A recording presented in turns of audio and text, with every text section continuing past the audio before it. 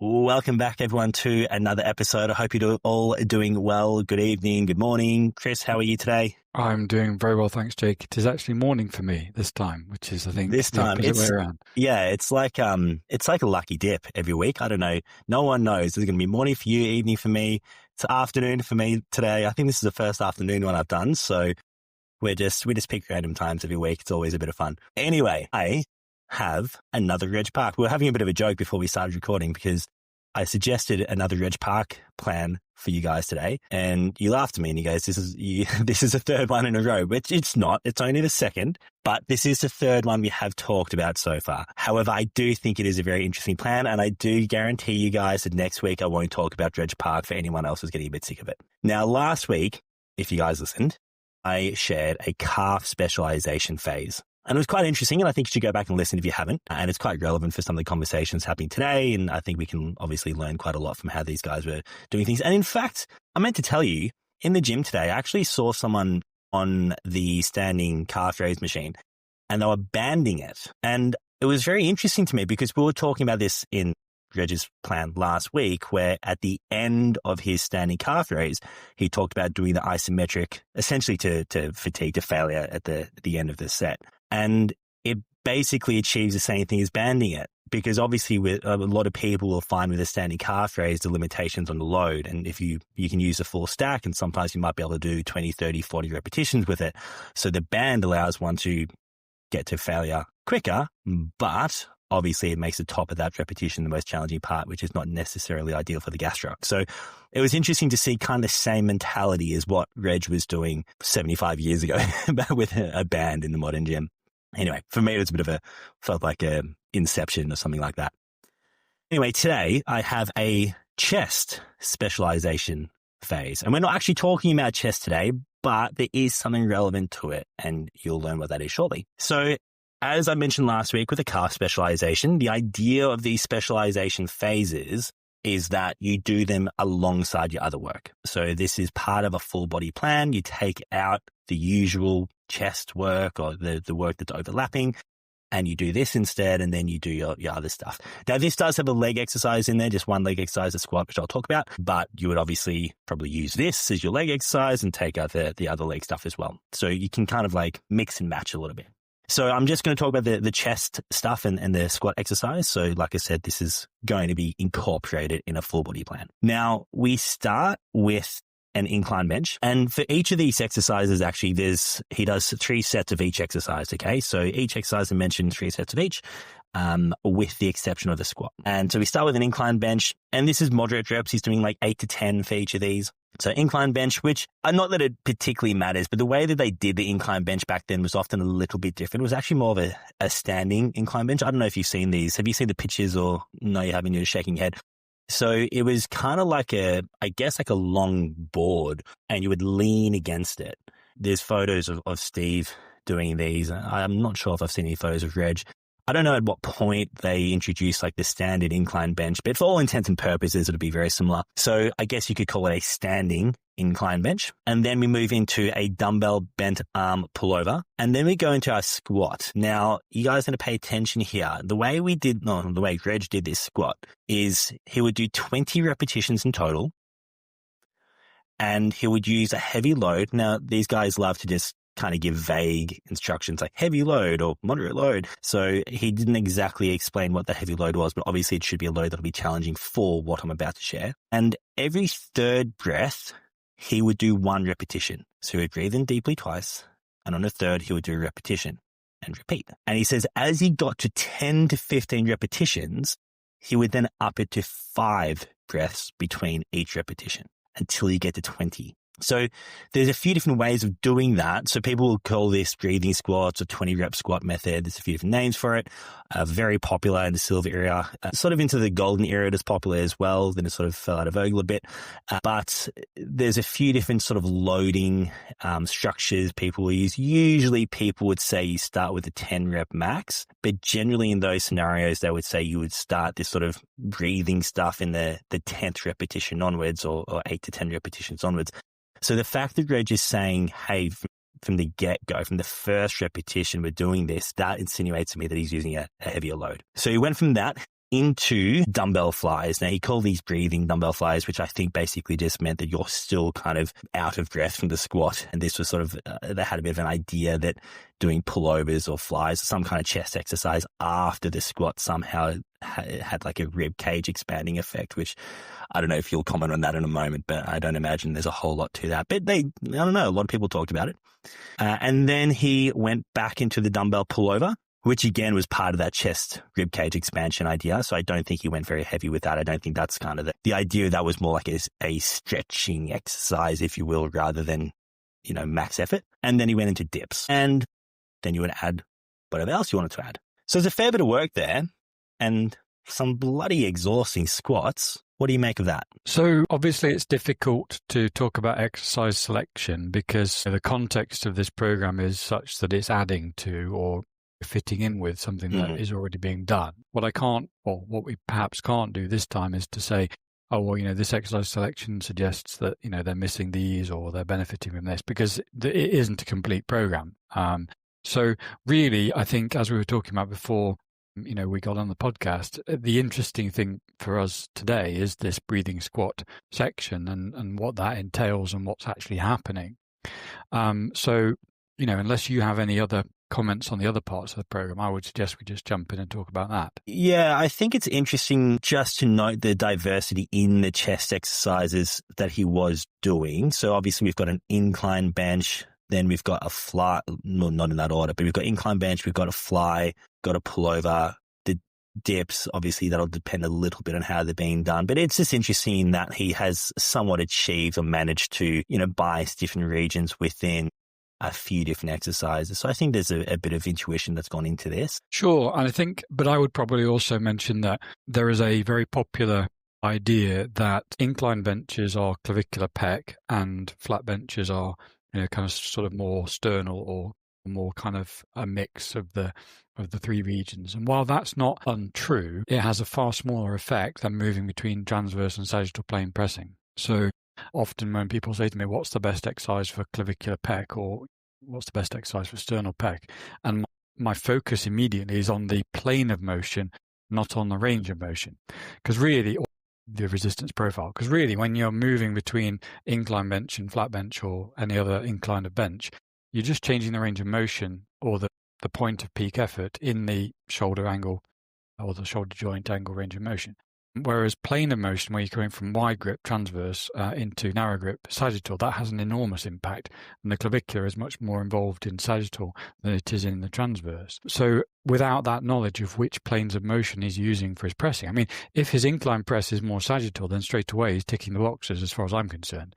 But if it's just like, we're doing the same grip width, but we're just happening to be going, kind of incline in this particular variation and flat in this variation, then I'm like, well, honestly, you're not probably maximizing your kind of focus on clavicular versus sternal or anything like that. But if the information is not there, I just don't know. He did. So he was actually using dumbbells, and the photos I've seen of him doing dumbbells, he's usually using a relatively close grip. So I do think there is going to be a little bit of that variant there. And he actually didn't do it in this program, which is interesting because a lot of his programs, he's doing a very wide grip bench, and he didn't have the bench in this program. And I guess maybe because he's got the fly instead. But it would be interesting to contrast or to have that combination of a fairly close grip dumbbell incline bench with a very, like if you see photos of him benching, often his grip is as wide as he can get up against collars. So that combo, I think, would be quite effective. Or even the fly. I mean, pair the fly with the narrow grip incline bench, and yes, I think you're probably mostly there. And then the pullovers will give you some costal pec. So you've got the fly for the sternal, the narrow grip incline for the clavicular, and then you've got the pullover for the costal. And I think, that would be, your complete program, I think, to all intents and purposes. With the pullover, one way they used to do this, and I think Reg did it as well, I think they call it a moon bench. Have you heard of this? So it's kind of like a semicircle bench, and you would lie over the top. So you're arching all the way over it and then perform the pullover like that. So I guess you're kind of a little bit more in a decline position. What difference would that make? I'm going to have to try and think about the resistance profile in my head now. So let's just start with a horizontal pullover. If you're lying horizontally on a bench, and what it's going to do is going to move the resistance profile away from the stretched position towards the neutral position. So if you're lying horizontally, the most difficult part of the range of motion is when the external moment arm is obviously longest, and that is in that stretched position because, gravity goes straight downwards and you're perpendicular to it in that position. So if you then move to a tilted position, so you're now, if you take it to an extreme and imagine that you're actually, kind of pointing directly downwards, which is obviously not true, but, just take it to an extreme. Your external moment arm still is longest in that perpendicular position, but that's now halfway or, kind of not in the stretched position. It's kind of closer to the mid-range of the movement. So you're moving the point of, a peak effort in the exercise range of motion to a more mid-range position, which is further away from the position where your triceps brachii long head and your sort of costal pecs have the best leverage. You're moving it to a position where the lats are going to be more involved. So, because essentially it's kind of what you're really doing is a lat pull down, but upside down. Well, straight arm pull down, I guess, not a lat pull down. Does the fact that they did bent arm change anything? Because they always are so clear about it has to be bent arm. Not always, but, often it has to be bent arm. Don't have your arm straight. Well, you would imagine that bending the elbow would change the relative leverage of the triceps brachii long head. Mm. And there's no data to my knowledge on exactly what that is, but I would imagine that given the behavior of the long head, it probably reduces its leverage. So the bent arm probably does start to shift things away from the triceps brachii long head and onto the costal pec. So I would imagine it change anything with the lats though? Well, only in relative terms, because if you've got, say, 2 or 3 muscles working at a joint and you start disadvantaging one of them, then you automatically advantage the other one, even if it's not doing anything. This is one of the things that people get confused about. They go, well, this muscle has, for example, people will talk about the changes in the medial, lateral and long head of the triceps brachii in accordance with shoulder range of motion. And they go, how is it possible that medial and lateral heads change their relative leverages over the range of motion when they don't have any connection across the shoulder? And it's like, well, they're not changing their leverages. It's the long head, it's changing its leverage, and that's changing the relative leverages of the medial and lateral heads. Now, you could get the same thing happening here. So, bending the elbow, and obviously the pec and the lat don't cross the elbow, but the triceps brachii long head does. So if you change the leverage of the triceps brachii long head at the shoulder by changing its length, which is well known to change the leverage of a muscle, then you could change the relative leverages of the pec and the lat at the shoulder for shoulder extension. So what I would imagine is that if you wanted to construct and I'm just going off the basis of what these guys are doing at the moment, but I would imagine that a horizontal position pullover with a bent arm probably has more costal pec involvement than any other variation. So that would be my guess based on what they're doing and also based on, kind of what I've seen of the triceps brachii long head behavior and other 2 joint muscle behaviors. But as I say, repeat myself, I don't think there is any data showing how the long head changes its shoulder extension leverage with elbow position changing. So it's interesting how limited some of the data actually is. Like, you'd think that's a relatively, straightforward thing to have information on. Well, I don't think it's very easy to do moment arm calculations like that. You would probably want to do sort of a separate you could probably do it using a similar method to the Landin studies by using electrical stimulation to measure the torque angle curves. You could probably do it like that, I would say. But again, does your dynamometer let you do that easily? It depends. I mean, I don't know. But yeah, I think that's a really interesting one. I think that would be a really cool sort of investigation to do, just see how the long head of the triceps changes its behavior in shoulder extension according to what your elbow position is. Now, incidentally, you could do exactly the same thing for, you could do exactly the same thing for the rec fem. So we talk, obviously there was that study a while back where people did sort of knee extension training either with a standard seated position or with a horizontal reclining position, and everyone was running around talking about stretch mediated hypertrophy. But the interesting thing is did the rec fem change its knee extension leverage as a result of being put in a stretch position? Now, because the muscles change their shape when you kind of elongate them or, kind of move them into a more shortened position by changing, two joint muscles change their leverages and shape because, you're changing the length of the muscle. It should actually change its relative leverage to the 3 single joint quadriceps. Nobody talks about that because they're not really bringing neuromechanical matching, which is the prevailing model of how the brain controls the muscles in the body. They're not bringing that into, hypertrophy science, which is a bit of a shame. But, that would be my first kind of question is like, does changing the length of the muscle have that effect? Because I think it clearly does in the case of the hamstrings when we've got data showing that does happen. And I think we've got indirect data suggesting it happens with the elbow flexors as well. And I'm just kind of thinking to myself, well, does it therefore happen with the triceps brachii long head? Does it happen with the rec fem? I mean, those would be really interesting studies to do. Now, I took us down a different path. You wanted to talk about squats. Let's jump back to this 20 rep squat method. Yeah. So the interesting thing about the 20 rep squat is, and there's kind of comments here about, practicalities as always. There's this interesting point about squats where we're kind of saying, we're using a lighter load perhaps than we would ideally want to, simply because of logistics. You just can't get the weight in place and all the rest of it. But, just looking at it physiologically, one of the difficult things, or one of the challenges with exercises that have a lot of muscle mass, like squats, deadlifts, is that you have a large cardiovascular response, and the cardiovascular response then starts to reduce your ability to recruit high threshold motor units because it's a sensation, and that reduces your maximum central motor command at the point of maximum effort. Now, obviously, introducing breaths between repetitions starts to deal with some of that cardiovascular sensation. So that's, straight away, you're looking at the rationale for doing this. It's like, well, we're reducing cardiovascular sensations. We're potentially going to increase the level of motor unit recruitment that we can achieve. So, that's cool. But also, secondarily, we're going to end up doing more total repetitions than we would do if we had not taken those breaths, because we're introducing a period of time in which fatigue is able to dissipate. Now, that's really what I was hoping to talk about today in the physiological section of this podcast, because, when you look at clusters as this, what this is, it's a cluster set essentially, and you're training, perhaps in the context of bodybuilding still to failure, then what's happening is you're ending up doing more repetitions. Well, are you doing more stimulating repetitions? The answer to that question is we don't know. So a little digression, let me just kind of fill in some gaps for people who are coming to this kind of concept for the first time.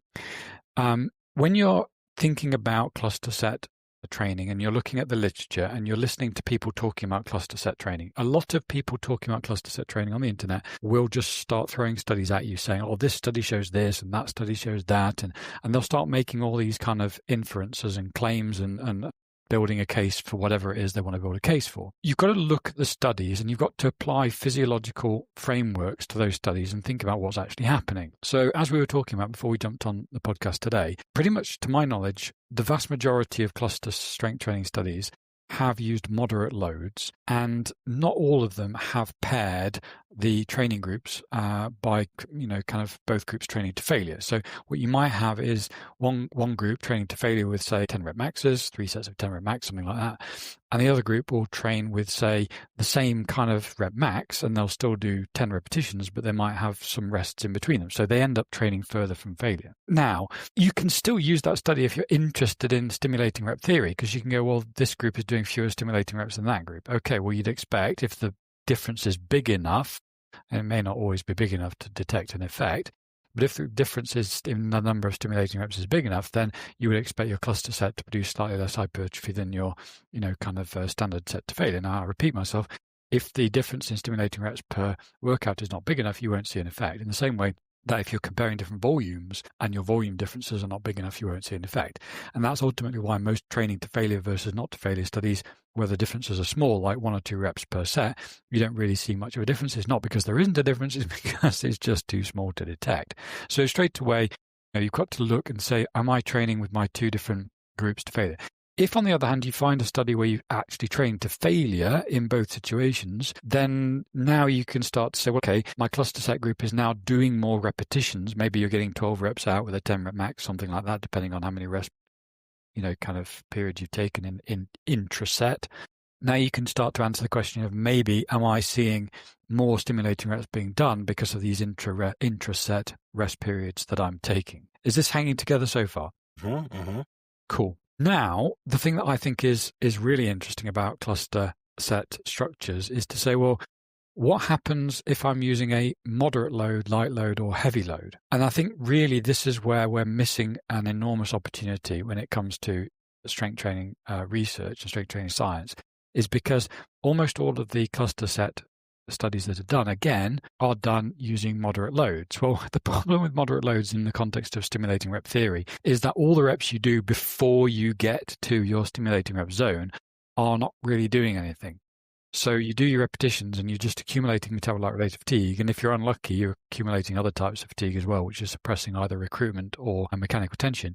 But of course, the metabolite stuff is what you're chasing. And you collect that, and then when you get to a certain level, you enter into the stimulating rep zone.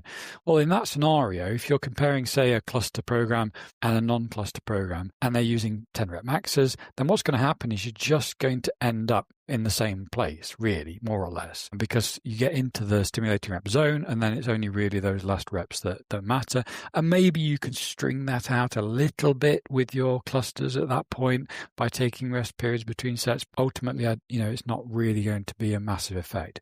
On the other hand, if you're using a heavy load, let's say using a 5 rep max, and you do clusters with a 5 rep max, now that's really interesting because you're essentially getting a stimulating rep from your very first repetition, and your cluster then allows you to do, say, 6 or 7 repetitions. Now we're saying, okay, I did a 5 rep max here, all the way through, and then I did a 5 rep max here, but I did 7 reps with that because I had these intra-set rest periods. Now I've got 7 stimulating reps here on paper and 5 over here. Nobody's ever done that study, and that would be really, really fascinating. Would it be big enough? Well, you might have to do multiple sets. You might have to do a longer period of time to see those kind of tiny differences. But I think you would start to get to the point where you could maybe construct a study that would tell you the answer to, am I getting more stimulating reps by doing those extra repetitions? And that's what I was saying when I started this little, kind of explanation, is that we don't actually know. I don't think anybody knows whether that extra 2 repetitions in that context would generate more hypertrophy. Are they genuinely stimulating, or is there some fatiguing effect that is creating a suppression of that stimulus? Now, my gut feel is that there isn't. My gut feel is that you probably genuinely are getting extra stimulus, because I can't really see that fatigue mechanisms would create a problem for you in that scenario, because the heavy load means that it's just metabolites, really. And all you're doing by putting those rest periods in between repetitions is allowing a bit of metabolite clearance, and then you drop back again. And then, so you're basically just kind of going up in terms of fatigue accumulation, then drop down a little bit, and then up in terms of fatigue accumulation, then drop down a little bit. And you're just working your way through to failure, and it takes a little bit longer than it would do if you were doing a straight set all the way through, where fatigue and metabolite accumulation was just going all the way through to the top. I don't see that allows, say, more calcium ion accumulation particularly, or more supraspinal or spinal CNS fatigues. Again, spinal CNS fatigue is being completely eradicated. Well, that's a bit of a strong statement. Is absolutely being managed by those inter-repetition rest periods. So ostensibly it looks better to me than a straight set in that respect. So I think even if there were a little bit of a disadvantage in terms of calcium ions, or a disadvantage in terms of supraspinal, I can't see that happening. I think, again, that would be better rather than worse, because you've got time to recover from the sensations. I think that the advantages in terms of spinal probably outweigh any disadvantages. So looking at it, and again, hopefully people are getting the vibe here that I am thinking this through. I'm not saying, here is my opinion, and then here's a bunch of justifications for it. I'm just kind of talking this through and saying, this is what I am seeing when I think about the fatigue kind of mechanisms that are ongoing in this situation. And what I'm seeing suggests to me that very possibly we're actually getting the full benefit of all of those stimulating reps when we are using a heavy load to do clusters in that situation. And I think for that reason, it makes it a very interesting kind of concept, especially if you're looking to volumize a particular exercise or kind of for a muscle group or something like that. So, often in the past when we talked about volumizing something, we've talked about using maybe contracted positions where possible, using heavier loads, leaving reps in reserve, those kind of ideas. I think clusters probably fits into that bracket of, ideas for, if you just want to throw a little bit more volume at a particular muscle group for whatever reason, those would be an interest that we would implement. Last week we spoke about, I forget how it came up, but we were talking similar to your comment a moment ago where you said you're not just trying to justify your kind of endpoint opinion. And we were talking about if you start with this physiological model, it kind of opens up opportunities, or it sort of, creates sort of these, boundary conditions, and then you can kind of push right up against them and see how things can kind of play out. And in the conversations we've had over the last few years, clusters has been one of those methods for me that has come out where just talking about the physiology, I've realized, hang on, this is a method that really has a lot of legs, and it's something I can play with, and it's something I can actually utilize. And there's not a lot of those kind of advanced methods that people talk about that sort of fit that bill, but cluster certainly was one. And we'll talk a little bit more about some practical ways to use them. But I just want to touch on some of the things you said in case people didn't follow. So you mentioned those lighter load clusters. And you mentioned, say you're doing like a 10 rep max load and you might get 12 repetitions with it. And you sort of made this point that you might be getting maybe the same amount of stimulating reps. And I'm assuming most people listening to this will be aware of the stimulating reps model, so we don't hopefully need to go down that path. But essentially what you're saying, there's those first, in a straight set of 10, those first 5 repetitions, essentially the purpose of those is to accumulate enough fatigue that you get to the stimulating reps. And by having those little clusters, those little rest periods in between, you're just slowing down the accumulation of that fatigue essentially until you get to the stimulating repetitions. So it might not be that repetition 6 is now maximally stimulating. It might be repetition 8 is maximally stimulating. So you just kind of delayed it. So the point you made is, hey, that set of 12, it's probably about the same, and that makes sense. And then you've touched on, well, if we assume that at about give or take a 5 repetition max, we've got sort of maximal voluntary activation occurring, and that's kind of the point where we're seeing the stimulating reps sort of take effect. Well, what happens if someone's using a 5 repetition max for those clusters? So if we go back to Reg with these squats, mentioned right at the start that a lot of the time the way people use these is they'll do sort of that, 10 repetition max load. But the way Reg has explained it here, by using a load that you're actually taking multiple reps each repetition from the get-go, I'm not sure what that load would be. In my mind, I'm thinking that's probably like a 6 or 7 rep max would be my guess. So he hasn't potentially quite hit on that 5 repetition max, which I've experimented with clusters with, 5 rep max squat. And with a squat, it is pretty uncomfortable to do clusters with a 5 rep max. And I can kind of understand why one might actually go a slightly lighter load for that purpose. But the point you've made is, hey, it's absolutely a logistical issue with the squats, because if you were to do it with leg presses where you can actually lock out at the end of each, kind of deload at the end of each repetition, because the equipment allows you to take, in fact, if you wanted to, you could just literally take your foot off the plate. I mean, depends on how the leg press is set up. Not every leg press lets you do that. But, if you can completely deload between repetitions, then it becomes a completely different animal. I think the issue with the squat is that you're standing there with this weight crushing you the whole time, and that just makes life miserable. Yeah. But when you look at it in the context of, say, like a totally different exercise where it is possible to take that loading off the body in between reps, then I suddenly think 5 rep max clusters become doable. Exactly. Yeah, exactly. And if someone gives this a go with a squat, what you'll notice is with any other exercise, basically, where there's not a bar on your back, the longer the intraset rest period, the easier it becomes. With a squat, it actually has this sort of paradox where you might take a few breaths and it makes it easier, but then you stand there for too long and it makes it harder. You're just getting crushed. So it's almost this mental game of like, how many can I take and let some of this, the respiratory kind of, higher heart rate, higher breathing rate, how long can I let that dissipate for until it actually is now working against me? Whereas you do another exercise. So I do these on a hack squat, or I do these on a pendulum squat, and that's much easier. You can kind of lock out. You're not kind of having gravity crushing you in half.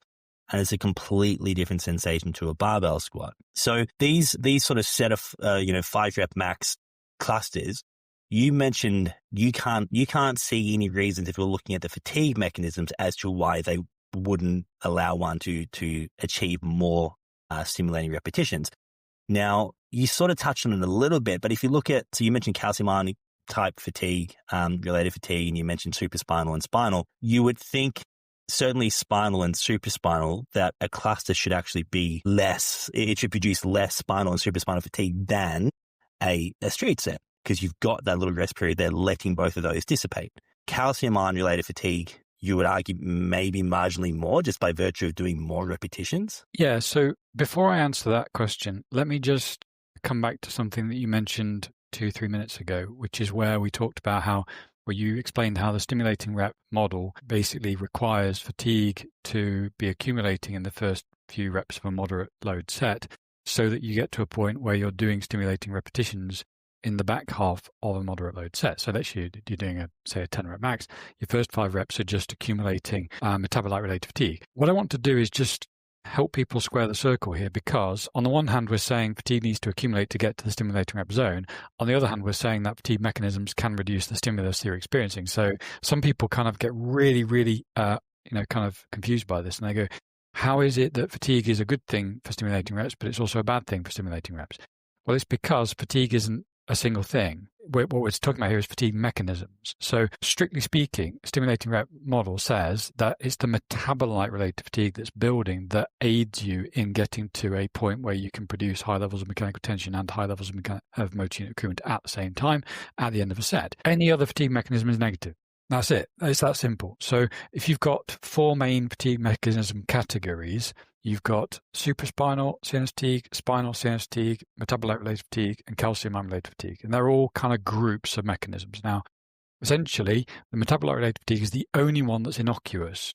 That's the one that helps us get to the point where we're stimulating the hypertrophy that we're looking for. Anything else is either going to reduce recruitment in the case of the spinal and supraspinal CNS fatigues, or it's going to reduce mechanical tension in the case of the calcium ion-related fatigue mechanisms. So that's the background. So as you rightly point out, we've then got to analyze each of these fatigue mechanisms when we're looking at a cluster and say, well, what's happening? Now, again, when we look at the cluster situation, spinal is absolutely going to be less because it literally just depends on the total duration of time that's elapsed without taking a break off the muscle. So if you're like an isometric, holding that for long periods of time, you're just getting spinal CNS fatigue just going crazy. I mean, that's what we want to try and avoid. And that's why whenever we're talking about isometrics, you've got to break them up to make it work properly. Dynamics, you do get a break because of the eccentric phases between repetitions. But again, you're still getting some of it there because you're still not taking complete deactivation. Still not complete. With the breaks that you get with clusters, that's fantastic. We're now starting to see spinal CNS fatigue probably be pretty minimal. And that's a really, really good outcome, as you pointed out. Supraspinal, well, there's a bit of interplay here and it depends on the logistics of the exercise. But yeah, if you've got the ability to just take all kind of activation off the muscle and not have any kind of feelings in that space of time between reps, then really supraspinal is going to be very low as well because you're just taking all the sensation out of the equation most of the time. And at the very least with supraspinal, it's going to kick in, obviously, at the tail end of that set. So at that point, you should have achieved as many stimulating reps you would have got with a straight set. And now you're still getting those extra bonus ones. And that's where the supraspinal fatigue is going to be present. Yeah, but I would always just say to people, kind of be aware of it because, like we were describing with the squat situation, the fact that you've got this barbell on your back just kind of creates this miserable sensation. So just be aware that supraspinal CNS fatigue is produced by negative feelings and sensations. So if in the particular instance, because I can guarantee that somebody will say to me, well, I don't agree with you because, I do clusters and I feel miserable. I'm like, well, there you go. That's the answer. It's like, it doesn't matter how the theory pans out. If I can say to you, just be aware of how you're feeling. And if you're feeling a really strong sensation of discomfort because of some reason, then that's telling you you've got supraspinal CNS fatigue present. So don't overthink it. But in theory, it shouldn't be too bad because you are allowing these things to dissipate between repetitions and therefore, yeah, it should be better. So as you've just mentioned, obviously spinal fatigue going to be less, yeah? So we need to look at supraspinal, we need to look at calcium ion, which you're going to talk about in a second. Now, from a supraspinal standpoint, I always tell my clients when we're doing clusters, be really aware of how you set up this exercise. So I'm going to be careful with which exercises I'm telling someone to do as clusters. I want it to be an exercise. Like if you've got a squat cage and you can only set it up where, you can't easily put the barbell back the hook, so it's hard to do a lift off, or, whatever that exercise is, it's actually a lot of effort for you to do the cluster, do the repetitions. You have to hold the weight. It's fatiguing. That is actually going to work against you from a supraspinal CNS fatigue standpoint, right? So from a setup standpoint, anytime you're picking an exercise with clusters, how can we modify this setup so it's reducing supraspinal CNS fatigue? And then we can do the same with calcium ion fatigue in some ways, but I'll let you talk about it first. Before I jump into that, let me just kind of expand on something you just said, which is that, we're trying to reduce all of these elements of discomfort. We're trying to get rid of this complication of re-racking the bar and, kind of anything annoying, frustrating, kind of anything like that we're trying to get rid of. Sometimes when I talk about that stuff and we talk about that stuff and other people, kind of address those kind of ideas in the context of bodybuilding, the rebuttal, the pushback that we get from other areas of the industry is like, just suck it up and do the difficult thing. Right. Okay. Now just let me work through that, because what they are not understanding is that we are sucking it up. We are doing the difficult thing. But what we're doing is we're directing all of our energy to doing the difficult thing, which is purely producing motor unit recruitment, rather than allowing some of our energy to be siphoned off and used to deal with this difficult thing instead. That's all it is. So it's like, which difficult thing do you want to use all of your energy to withstanding? Producing motor unit recruitment, the central motor command, or dealing with all this other rubbish that, is extraneous and doesn't actually help us produce motor unit recruitment? Because ultimately, you've got a maximum tolerable perception of effort. You can either devote all of it to producing motor unit recruitment, or you can devote a portion of it to sucking it up and dealing with these aggravations, and the rest of it to motor unit recruitment. Pick one. That's it. I mean, and so what people don't understand when they push back and go, kind of just deal with it, do the difficult thing. They're like, well, yeah, we are. It's just that we're limiting the difficult thing to the thing that actually produces an effect, rather than, all this other extraneous rubbish that you're dealing with because you think it makes you, I don't know. I don't know. Whatever self-image you've got of yourself, that means that you do difficult things. Okay, fine. But the point is that it's a choice of where you devote that effort, rather than, kind of whether you are in fact devoting the effort. One's, training hard. Yeah, in both scenarios, we're reaching our maximal tolerable perception of effort. Yeah. It's just how you get there. Are you devoting all of it to recruitment, which is getting you the result you want, or are you devoting part of it to these other extraneous things because that makes you feel good about yourself? Yeah, it is. Anyway. It is certainly an odd argument. I agree with you. Well, it just fundamentally misunderstands what's happening. I think a lot of people say, you're not training hard because you're not dealing with these issues. And I'm like, well, no, those issues don't get you where you want to go. I think it's because you can externally see that effort. Right. So if you're huffing and puffing and doing 30 repetitions and drop sets and whatever else, and you're, sweating, battling to re-rack the bar. Yeah, exactly. It's like, everyone can see that effort. So it's performative. It's performative. Yes, exactly. But demonstrating, it's signaling something, which is, it's a signal. That's it. Yes. That's terrible. That's really terrible. That's yeah. I'm not sure what the terminology is, but it's the opposite of virtue as far as the Stoics would be concerned. It's not inherently valuable. It's just showing other people that you're doing something, which is, not good. But yeah, so no, the point I just wanted to address before I can move on to calcium ion related fatigue is just to say that, struggling with stuff that doesn't get you close to high levels of recruitment is not inherently valuable, at least as far as hypertrophy is concerned. I mean, it doesn't get you close to the goal. Cool. So in terms of calcium ion related fatigue, this is a little bit of a tricky one. So let me just walk through what I see when I think about this. Before I talk about clusters, let me just talk about calcium ion versus metabolite related fatigue more generally. In general terms, when we're looking at a strength training set, broadly speaking, if you increase metabolite related fatigue for whatever reason or by whatever mechanism, you tend to decrease the amount of calcium ion related fatigue at task failure. Let me give an example. So if you're doing a strength training set and maybe there's just one kind of muscle group working, imaginary kind of situation here for a moment, and you start changing the resistance profile, so you've either got contractor position or stretch position. So you might say, well, let's do, kind of lying leg curls, something like that. And let's have a machine that allows us to change the point of peak resistance. So you kind of move it from stretched to contracted. What you're going to find is that or even back extensions, like we were talking about earlier. Back extension is a really nice example because you've pretty much got the same leverages for all 3 two-joint hamstrings muscles across the whole range of motion. So you could have either bands or no bands, and you could have maybe some kind of resistance that allows you to change, or dynamometer. And you can move resistance to point to peak effort to stretch position or the contractor position. And you're like, well, okay, so do we then start to see a difference in terms of fatigue accumulation? Well, we do, because as you have a stretch position kind of exercise, you'll get more calcium-related fatigue, but as a result, you'll get less metabolite-related fatigue. The two things tend to kind of be like you kind of one or the other. And because you're getting to the same kind of level of muscle force, or kind of getting to the same level of capacity to do the exercise, but ultimately by one mechanism or the other locally. Now, so essentially we've got this balance. Now you can do the same thing with, say, tempo. If you were to do max effort repetitions from the first repetition, you're going to get more metabolite-related fatigue than you are calcium-related fatigue. If you go more slowly, you'll get the opposite way around. You get more calcium-related fatigue and less metabolite-related fatigue. Because from the first rep, if you go max out, you're going to have fast-twitch fiber activation from rep 1. You don't get that if you kind of do a self-selected or slow tempo. So in any scenario where you're thinking about strength training sets to failure, pushing one variable in one direction tends to either increase metabolite or calcium-related fatigue proportionally to the other one.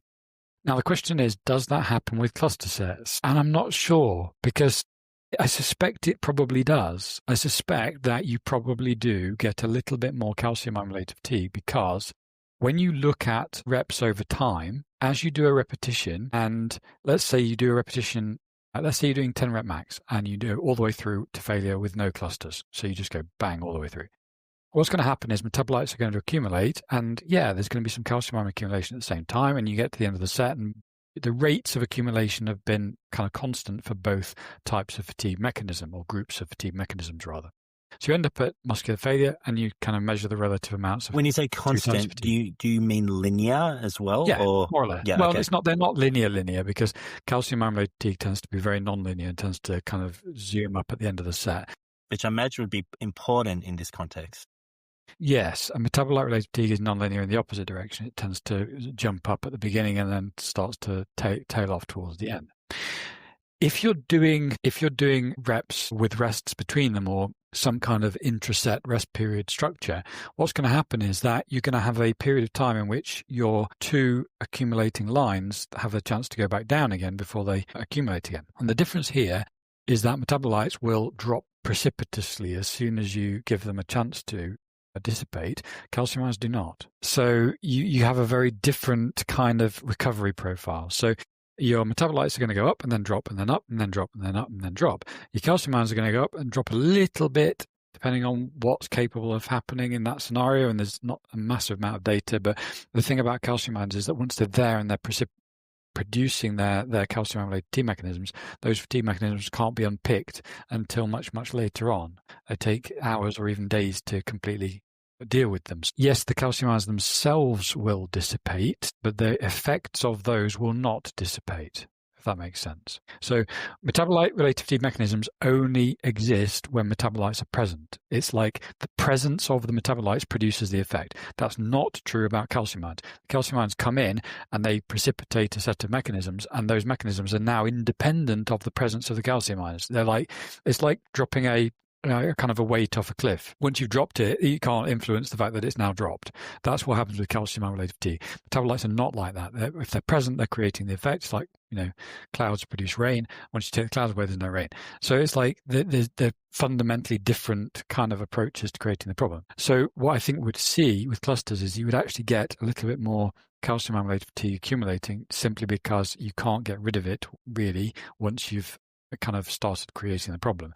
But as you point out, mitigating that is that these calcium-related fatigue mechanisms tend to really only become very noticeable in the last couple of reps of a set anyway. So you're not really got a chance of producing a large impact of calcium-related fatigue until you get towards the back end of the workout. And that's why clusters are so much less problematic for calcium-related fatigue than something like drop sets. Because of course, when we're talking about clusters, people will be saying, oh yeah, okay, well, clusters sounds exciting, but what about drop sets? What about rest pause and all these kind of other ideas that are, kind of similar? Well, with drop sets, when you train to failure and then immediately banging out another couple of reps and then immediately banging out another couple of reps, that's calcium ion related fatigue heaven, really.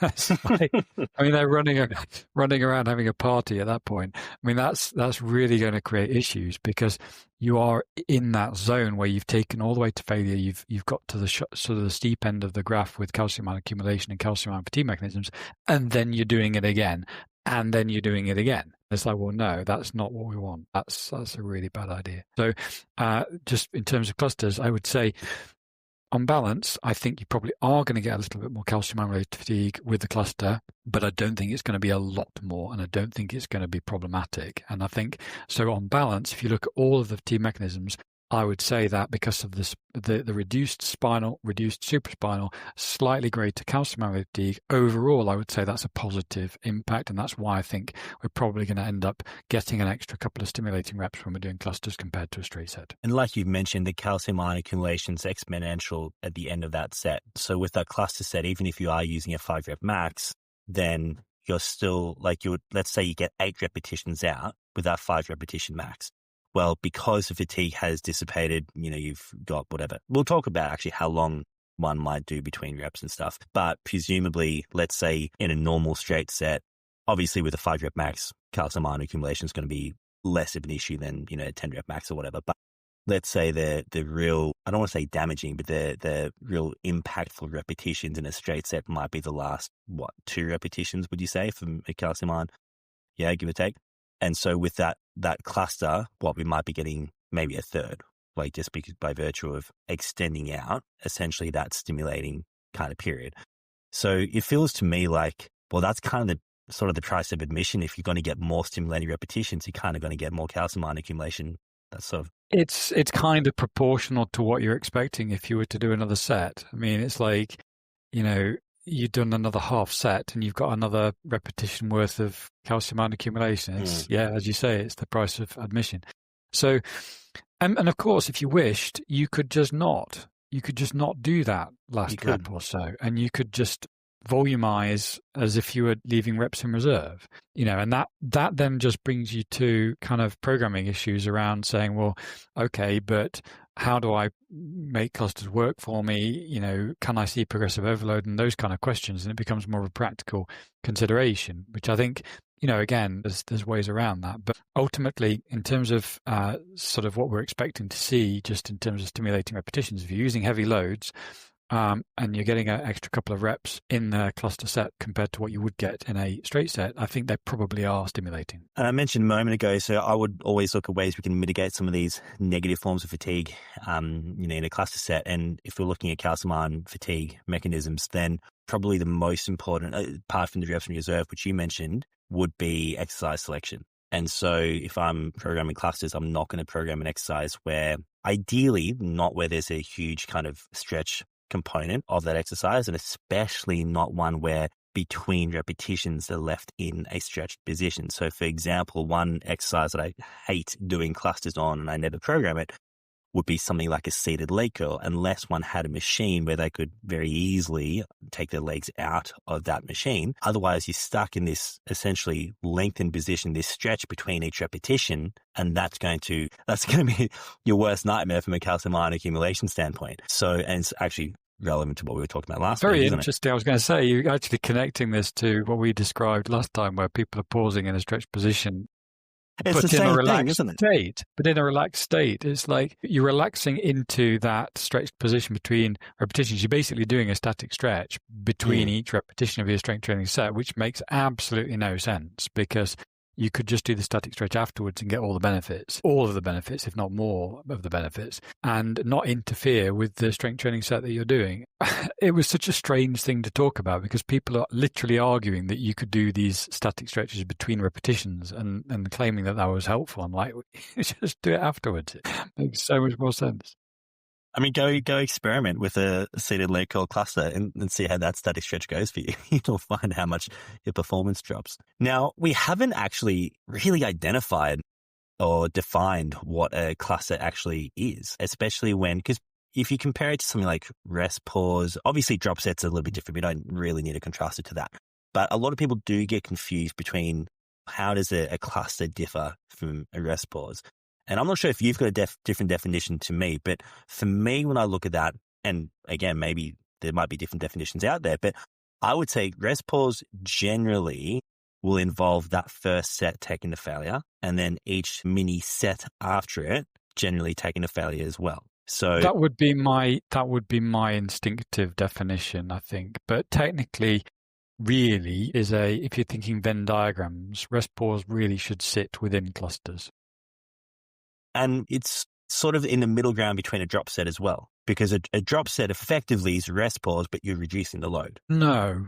So this is where I would say this is fundamentally different, because when we talk about a cluster, the word cluster means that we are grouping repetitions together within a set. So what you're saying is that you're putting rest periods somewhere into your set that allows you to sort of make the set sort of longer, really. So with clusters, we've got, okay, we do this number of repetitions, then we take a rest, then we do this number of repetitions, then we take a rest. You can go as far as single repetitions and rest between those repetitions. Okay, fine. Rest pause, you do the repetitions to failure, and then you take a break, and then you do another few repetitions, then you take a break, and then you do another few repetitions. And technically, you could say, well, is that therefore a single set with kind of rests, and therefore you've got these 3 clusters of repetitions. Now, if you wanted to and say, well, no, failure for me represents the end of that set, you could say, well, actually, no, it's just 3 sets with very short rest periods. So you could look at this, you could look at rest pause from 2 totally different perspectives. You could say it's a single set of clusters because you've got 3 clusters, but you are trained to failure. So arguably, it's not 1 set, it's actually 3 sets, but with short rest periods. And I think you could argue that from 2 different perspectives. And depending on which way you come at it, I think either is probably okay. Drop sets are different because you don't have any rests. So technically, a drop set is not a cluster because it doesn't have separate segments to it. It's all one thing all the way through. Yeah, that's an interesting idea. I guess I would look at a drop set and I would think about it as actually having a bit of rest, because if you think about, let's say you're doing, what would one do a drop set on? Let's say you're doing something with dumbbells and you do a set of 10 lateral raises, whatever. You put the dumbbells back. See, that's an interesting point with the drop set, because I actually intuitively wouldn't have thought about that as not having a rest period.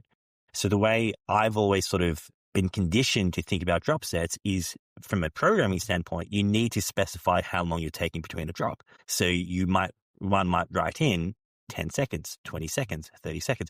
So in my mind, I'd be thinking of a drop set as 20 seconds, pick the lighter load, go again. So it's interesting. Okay, if there's no... For me, that would be rest pause, but changing the load. The load. And that's what I thought in my head. I'm like, a rest pause is basically a drop set where you don't change the load, and a drop set is where you change the load. So, okay. Yeah, again, terminology.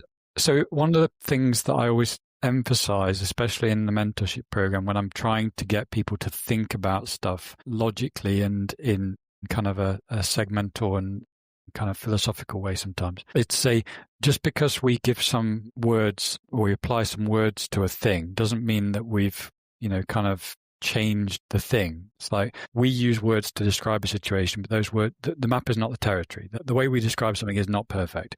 We're overlapping a template on top of a reality. We've always got to be aware that we're doing that. My favorite example is anatomy.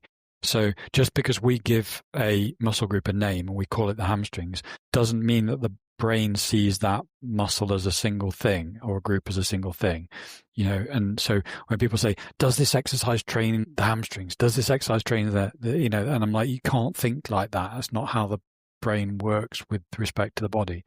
And I think the same thing is true here. Just because we give something a name and we say, oh, this is cluster, this is rest pause, this is drop set, doesn't mean that, we've fully described its nature and we know exactly what's happening.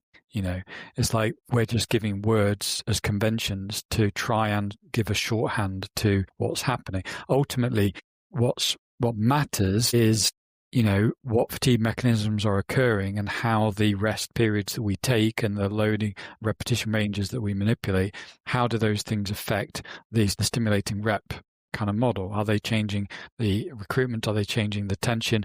And how does that then relate to the overall stimulus of the workout that we're doing? So, we can talk about rest pause and we can talk about drop set and we can talk about clusters and we can change the definitions a little bit here and there and try and understand what they all mean. But at the end of the day, it just comes back to what is the physiological reality in each of these situations. Yeah, it's interesting. Hey, like basically all these words is a tool to help locate us somewhere And then when we find where we are, we can start to talk about, well, physiologically, what's happening. Yeah, they're shorthands. They're not supposed to be like, this is better than that, which is better than that. It's like, no, understand what is actually happening, because if, like we've just found out, your concept of drop set was slightly different from mine, I mean, that's fine. I mean, just now we know that is the case. When I say drop set, I always mean that we're not taking a rest between the individual drops, but you were thinking that there was a bit of a rest. I mean, in practice, there always is, but that then changes how we would then expect the training program to work. And the actual specific physiological response is going because to be you would actually expect a better result from your drop sets than I would, because you're getting that little bit of a rest to allow some of the spinal and supraspinal to dissipate. So to go back to clusters, I think it's important to but give some parameters as to the rest periods between them, how that might actually look in practice. And what, I guess similar to what you've just said there, what I find interesting with clusters is it's almost like, it's kind of like putting the cart before the horse, where it's like, we're doing clusters. The clusters have to be done with 30 seconds rest, and therefore I can't do more than 30 seconds rest. It's like, well, hang on. Ultimately, all a cluster is doing is providing some period of time for those fatigue mechanisms to dissipate. And the longer, the better. So really, you could do 5 minutes between each repetition if you wanted. That 30 seconds is not magic. It's a practical thing. It's just there so you can essentially get the workout done. So it's not that, if you do a 20-second rest between each single repetition and you're still huffing and puffing between those singles, to me, that's probably not the best way of actually programming that cluster. Like, the purpose of the cluster is to let fatigue dissipate. If you've got more time up your sleeve, give yourself more time to let more fatigue dissipate. Well, this is exactly the same as the rest period conversation in general terms. And people say to me, how many minutes should I rest between sets? And I'm like, well, how long is a piece of string? You need to look at the situation and go, am I doing, I don't know, sort of single joint, single limb exercises in a machine, and I probably actually only need a minute or so. Am I doing, squats or deadlifts? I might need 5 minutes. It depends on the situation. And again, repeating what I've just said before, these concepts like rest periods, these concepts like definitions of terminologies, it's all just mapping onto physiological reality. If, as you say, you're doing a set and 20-second rest periods between repetitions or between clusters of repetitions isn't getting you a meaningful reduction in the fatigue mechanisms that we're trying to reduce, then, as you say, bump it up to 30 seconds. And that the purpose is to get rid of those. And just to kind of digress very briefly, this is why physiology matters when you're trying to understand how strength training works. This is why you can't just go, these physiology people who just focus on mechanisms, they need to be kind of, sidelined and told to shut up. Well, we're going to focus on evidence-based, strength training. I'm like, you do evidence-based strength training rather than physiology-based modeling, and you're not going to understand any of this stuff. You're literally just going to be like, oh, well, clusters, we don't know what happens with clusters. You're going to be one of these people who sits there going, oh, we don't know what happens. I'm like, well, yeah, we do. You just have to read the fatigue literature and then you understand exactly what's going on. Because ultimately everything, has a way of working. Fatigue is really what is happening during these cluster situations, or it's being manipulated. Fatigue mechanisms are being manipulated while we're changing these rest period durations and changing cluster structures and things like that. And if you just work through how those fatigue mechanisms work, it'll bring you to an answer of what you're expecting to see in terms of the effects of different cluster structures. And so if you're using a heavy load, just to repeat that key point, if you're using a heavy load, 5 rep max load, then you're getting a stimulus from rep 1, and you can literally take as much rest. I mean, like you joked, 5 minutes or whatever between reps if you want to. But, it's like, you probably don't need to. You can, if you're trying to be efficient in your workout time, then you would take the rest period that allows you to, kind of stack up the repetitions that you want to stack up without having useless time in your workout where you don't really have any sensations going on and you're like just wasting time before you do the next rep. I think there's an efficiency thing there, definitely. ultimately, if you're getting a stimulus from that one repetition, then fantastic. Then we can just, kind of structure the workout in the way that we want to structure it. Have 30 seconds, whatever, if that works, 20 seconds if it works, 15 seconds if it works. It doesn't really matter. I think, again, people get really hung up on these numbers. They're like, do I do 10? Do I do 15? Do I do 20? Tell me what the right number is. I'm like, well, that's not the right way of thinking about it, because your physiology, your tolerance to these fatigue mechanisms is going to be very slightly different to other people's. But find a number that is working for you and then just stick with it. I mean, but we're now starting to getting into practicalities, and it's like, well, how do people manage this in the context of a strength training program? How do they see progressive overload? How do they, kind of manage those things? You could even argue it might even be exercise dependent, even muscle dependent as well. So sometimes what I do with clients is I say, hey, if we're using a 5-rep max load and we're doing singles, ideally I want you to get 8 to 10 singles out. And I might say, look, let's start on 20 seconds or 25 to 30, whatever. And if you find you're only getting 6 or 7 out with 20 seconds, next workout, let's up it to 30 to, what did I say, 20? Let's up it to 30. Okay, you still only get 7 out. Okay, let's go to 40. Whatever you need. Because I think that's a really good approach. I think that's a really good approach. Start with a target number of repetitions and then figure out what you need in terms of intraset or inter-repetition rest periods to make that happen. I think that's really important, because that gives a fixed point for people to work towards. It's like you can iterate now. You can iterate with your rest period duration until you get to that target. And you may find it's different between muscles. I find it is. So, for example, if I was going to do like a biceps cluster, I'd probably need a little bit longer. If I'm doing a calf cluster or something like that, I tend to find I need a little bit shorter. So, and what I would normally say to clients is, what you've identified for that muscle, we're just going to keep that now. At least for that phase, we're keeping that. But ideally, just ongoing, that's probably going to be a good sort of rest period for you. With the calcium ion related fatigue, one practical point I wanted to make there, if I've got an exercise for that muscle later in that workout, ideally you want to sort of mitigate some of the calcium ion related fatigue. You talked about reps in reserve. That's where I would do reps in reserve. And so what I would do then is pick a 5-rep max load. I would do singles. For me personally, I'll normally do 10 singles, but that's where I'll give myself like a good 50 seconds, minute, whatever I feel like I need. And I don't want any one of those singles to feel more than like closer to than 2 reps to failure. And so I find if I do that, I get those 10 singles out, I feel like there's very little fatigue that's accumulated. And then I'm still able to go do another exercise for that muscle. And I find my performance isn't jeopardized at all. No, that makes sense.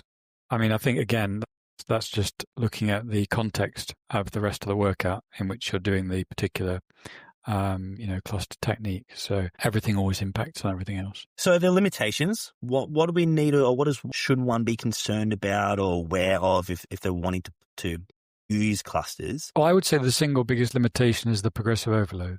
I would say if you're just doing clusters for a particular exercise, you're always going to be a little bit uncertain about whether or not you're still using a heavy load. Because this is the problem with clusters. If you drift into the moderate load zone, your value of your cluster starts to drop precipitously, because now any repetitions you do at the start of the set, you're just delaying the point at which you enter the stimulating rep zone. So a lot of your extra repetitions that you're gathering by doing the cluster technique, you're not benefiting from. You really want to be hitting sort of rep 1 with a stimulating rep, and then suddenly your cluster set structure changes. And just to reiterate that point, this is why I think the literature doesn't tell us very much about clusters, because it's all done with almost all done with moderate loads. So you're not really benefiting from the early reps of that cluster set, and the extra reps you get by doing clusters aren't helping you. So I would always kind of try and program clusters with heavy loads. And as a result, you need a way of making sure that you're still using a heavy load when you get halfway through your training program. And I think that's why we've talked before about maybe with a training program, maybe if you're doing full body A-B split, only do clusters for one of those 2 workouts, not both. And maybe have another workout, the other workout in the week, you do the same exercise but straight sets or a straight set, and you can keep kind of monitoring what your 5-rep max, or at least be able to. I mean, if you're not doing actual 5-rep max, you might do it like a 7-rep max or something, but have a formula that allows you to just work backwards to that 5-rep max and know roughly what it should be. And that won't be perfect, but working within that close proximity, 7 to 5 or 8 to 5, you're probably not going to be miles away. And then you can keep on making sure that you are using a 5-rep max in your in your work. And I think that was something that you came up with initially, and I think it's a brilliant idea. I think it makes sure that you're always moving forwards and ensuring that you've got your appropriate load for your cluster, because repeating what I said earlier is critical that you do use a heavy load if you want to make clusters work, because moderate load's just going to waste your time. I think over the years, how to track progressive overload in clusters has possibly been the topic we've talked about most. I don't know if you remember this or realize this. Yeah, there might be one or two other topics we've talked about more. But I like even 4 years ago, or whenever we started talking, I remember the first plan I brought to you was a cluster plan. And you may not remember this, but it was a full body plan. And the way I looked at doing it was doing essentially a circuit and doing 8 sets of clusters for each exercise. And I remember at that point, you're like, but how do you track progressive overload? Over the years, I've changed the way I track progressive overload with clusters multiple times. And there's multiple different methods I use. And at that point in time, what I was using was each phase. What I would do is I would start the phase with testing their 5 rep max. And then I would conclude that phase by testing their 5 rep max and using that same load actually that they started, and then taking that to failure and tracking how much has the 5 rep max progressed. And even if there were some drifting away that had happened over those few weeks, they're still getting at least a set worth of stimulating repetitions. But, that's relying on, you've got a month of however many weeks between these testing periods. And I think ideally what maybe we settled on over time is having some way that you can anchor that cluster to a true 5 rep max in a shorter duration, not waiting till the next phase or the end of the phase or a few weeks or whatever. And so as you've identified there, one option that I really like doing is having an A-B, and one on the A, you might be doing clusters, and on the B, you're doing that same exercise, but you're doing it for maybe a single set of 5 or 2 sets of 5 or whatever. And normally I'll do a single set of 5 because actually I find if someone's doing a single set, they tend to actually lift a heavier load than if they're doing 2 sets. So normally what I would do is a single set of 5, and I'd say, hey, next time you do clusters, you're just going to use the same load you did in that workout. I don't care if it's high or low, whatever you did, but you're just going to use that same load. And I find that works quite well. And another method I've used is changing the cluster over each successive workout. So I start, for example, with a set of 5. Okay, that's our anchor point. And then next workout, we might do 5 sets of 2 with that load. And then the next workout, we may actually now do triples, maybe 4 sets of 3. And then next workout, we might do 3 sets of 4. And then next workout, we'll do 1 set of 5 again.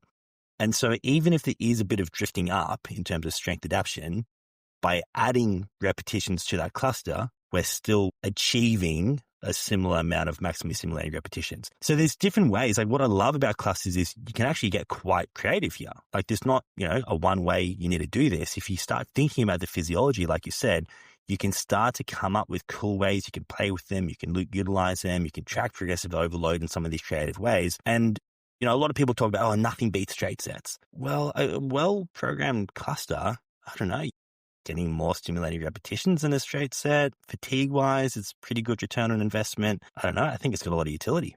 I agree. And I think this is a perfect example of something I mentioned a week or so ago when I said, you're starting to program in a way that has some variety and kind of sort of interesting features associated with it that actually add value. I think so many of the programs that I've seen over the years just are variety for the sake of variety and don't actually beat just hammering away at the same set of exercises, kind of all the time with the same kind of progression models. But I think this kind of cluster technique, when done, alternating a kind of A-B style, is genuinely adding value and also hits the requirement of many clients. And we have to be honest about this, I think. Many clients expect some complexity in their routines. They want to see that because that for them is perceived value. Now, we can argue that that's just not true, and I don't think it is true, but for them, it is a perceived element of value that they have a complicated routine because that is seen to be better than a more simple one. But in this case that you're describing, I think it actually is adding value. It is actually not only looking better for them, but also is, in fact, slightly better for, the reasons you described. A lot better, probably not, but it does have that value element that I think is missing in so many other more complicated routines. I look at a periodized routine and there's things moving around all over the place, and it's impossible to know whether progressive overload is happening, and people are changing exercises and the atrophy is going to be happening, and you're going to be missing benefits all over the place from things that you've done and then not carried on with. And it's just a, kind of absolute nightmare when you're trying to figure out whether there's anything going on there that's worth having. And you compare that with just a super simple, list of 10 exercises done 3 times a week, full body style. And you're like, well, clearly that's going to be way better. And people look at it and go, oh no, that's a really basic, kind of uninteresting routine, and it can't possibly work for me. And I'm like, seriously, there's very little on the internet that's better than this for the goal that you have. But what you're doing is you're simultaneously making a routine that looks like it has perceived value from the point of view of many clients, but simultaneously actually does add a little bit of value on top of what a sort of really basic routine might have. And I think that sweet spot is extraordinarily interesting for us as we kind of move forward in the industry, as people start to, kind of use these physiologically aligned methods of training. This kind of sort of training is very, very, very interesting to sort of talk about, because it hits the requirement of many clients simultaneously. Because just kind of very, very quick digression, a lot of the time when we're talking about this stuff, when we're talking about physiology-based strength training, the people that are interested in this are, a tiny fraction of the fitness industry, and they already know how strength training works more or less. And so they're not sort of switched off by a routine that looks simple. It's like they're just interested in getting results, and they just want whatever routine gets them there. But many of the people who are then programming for the wider fitness industry or even the general population, they're working with a different situation. They're working with people who have different preconceptions, different ideas of what a strength training program should look like, and they want a different service. They want to see something that's slightly different because they have these, ideas. And we've got to meet everybody where they are. You can't just expect to go to somebody and say, well, I'm telling you that this is right for you, and you've just got to do. And don't get me wrong, sometimes those relationships can work, but generally speaking, people have preconceptions and they want to kind of see some of those met when they receive a training program. And I think that's why this is really interesting, because it actually does fit those. Yeah, definitely. There's a big sort of psychological component to that. And I think in my experience as a coach, what I've identified is when one is working one-on-one with a client, and especially if that client has sought you out as a coach, if you're working in a gym, the gym just assigned you a client, it's different. But if a client sought you out, they sort of have that trust process there. They sort of, believe you to be an expert anyway. And be in a one-on-one context, you're able to spend a little bit more time educating. And like for me, I know when I was doing my one-on-ones in person, I don't do in person anymore. Most of that session between sets, like we're just educating. We're just talking about like, actually, hey, how does this work? How does programming work? What's the physiology? And in that context, you might be able to give that client, that sort of basic program you've explained. But where you struggle to do that as a coach is if you're doing one-to-many and you're coaching a group, or you've got an online group, or whatever that might be, and you don't have that opportunity to really educate each individual client. That's where I've found that people might jump into one of my groups from another group, and I'm like, hand on heart, I know my programming is a lot better than what they came from. And they'll be like, oh, but they were doing, 3 different rotations and like six different workouts rotating over 2 weeks and this, that, and the other. And like, man, that was so cool. I'm going to go back to that.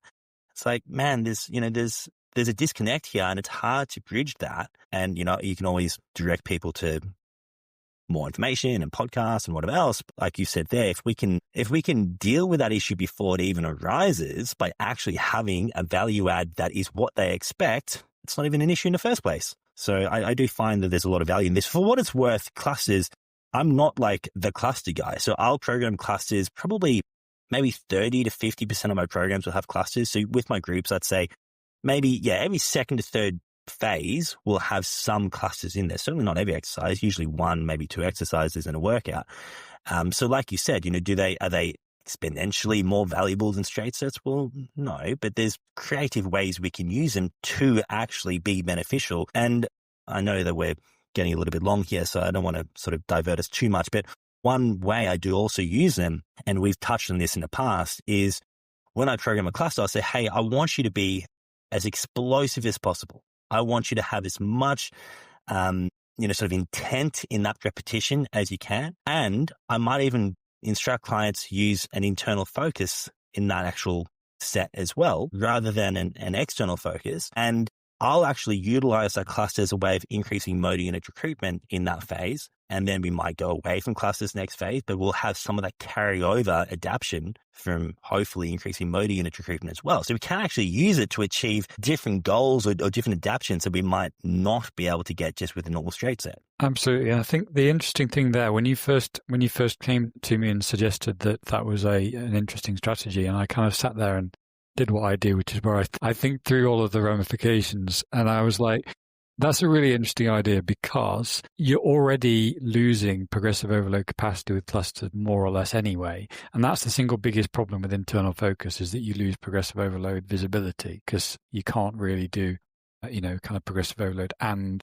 have an internal focus for multiple reasons. I mean, obviously, firstly, it just disconnects your expectation for how many repetitions you're going to get with your capacity to do repetitions because you're focusing on squeezing the muscle instead of getting the repetitions out. But secondly, if you do try and get back out of that mentality and start seeking a sort of a target, like say, for example, you look at your logbook and you go, oh, I did 8 reps last time with an internal focus attention. So I need to get 9 reps this time.